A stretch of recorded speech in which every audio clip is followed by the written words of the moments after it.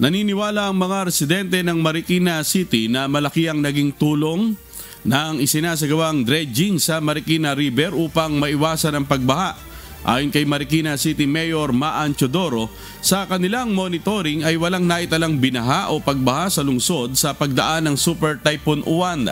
14.5 meters lang o hindi aabot sa first alarm status ang naitalang pinakamataas na level ng tubig bandang alas 9:45 nung linggo hanggang sa nagsimula itong bumaba dakong alas 11:30 ng gabi. Na ngayon po hindi na masyado mula nung pinahukay ni Marcy yung ilog. Hindi na talaga umaapaw ang ilog. Pero nung araw, nasa 17 pa lang ang tubig, abot na kami hanggang bayawang na ang tubig sa Bayabas.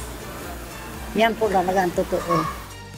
Yung dredging natin, paglilinis ng mga kanal, creeks, mga kahit gaano kaliit na drainage system sa ating mga kalsada at kalihon. Kasama na rin yung dredging ng ating ilog, pagpapalalim at pagpapalapad nito. All year round ginagawa po yan sa Marikina. Kaya lang kapag ganitong meron tayong inaasahang mga bagyo, double time po ang kawani ng Marikina City.